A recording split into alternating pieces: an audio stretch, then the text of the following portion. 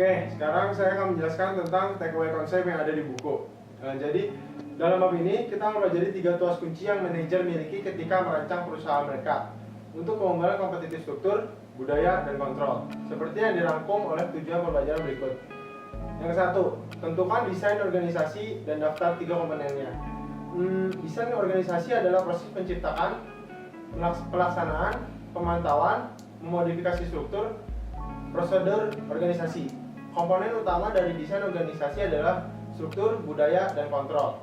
Tujuannya adalah untuk merancang sebuah organisasi yang memungkinkan manajer untuk secara efektif menerjemahkan strategi yang mereka pilih. Yang kedua, bagaimana inersia organisasi dapat menyebabkan perusahaan gagal.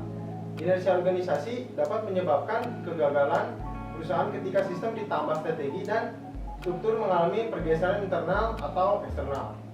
Yang ketiga, tentukan struktur organisasi. Struktur organisasi menentukan bagaimana perusahaan mengatur upaya kerja karyawan dan mendistribusikan sumber daya.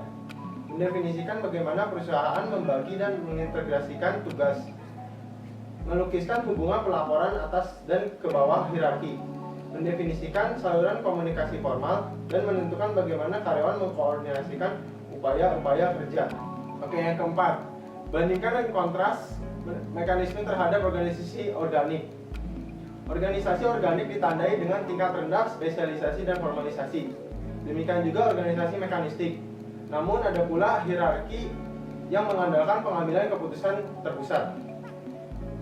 Efektivitas komparatif mekanistik terhadap bentuk organisasi organik tergantung pada konteks. Oke, yang kelima, menjelaskan struktur organisasi yang berbeda dan mencocokkannya dengan strategi yang tepat.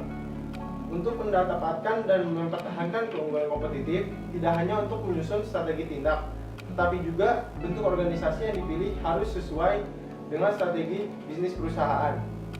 Hubungan strategis struktur dinamis berubah dalam struktur fungsi pola dari yang sederhana sampai diprediksi.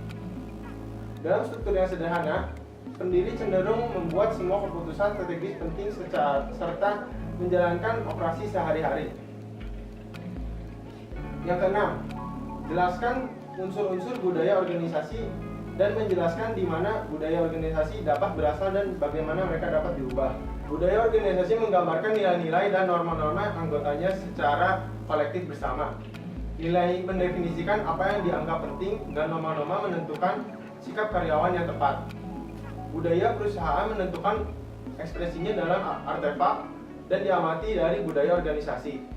Yang ketujuh, bandingkan dan kontras sistem kontrol dan reward strategis yang berbeda. Sistem kontrol dan reward strategis adalah mekanisme tata kelola internal dimasukkan ke dalam tempat untuk menyelaraskan intensi pemegang saham dan karyawan.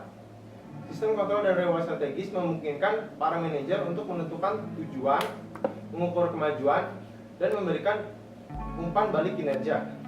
Selain kerangka seimbang scorecard, manajer dapat menggunakan budaya organisasi kontrol input maupun output sebagai bagian dari sistem kontrol dan reward strategis perusahaan.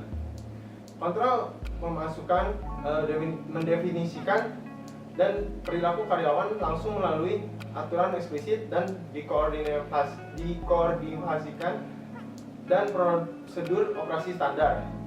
Kontrol keluaran memandu perilaku karyawan dengan mendefinisikan hasil yang diharapkan, tetapi meninggalkan sarana untuk hasil tersebut terbuka untuk karyawan individu maupun kelompok.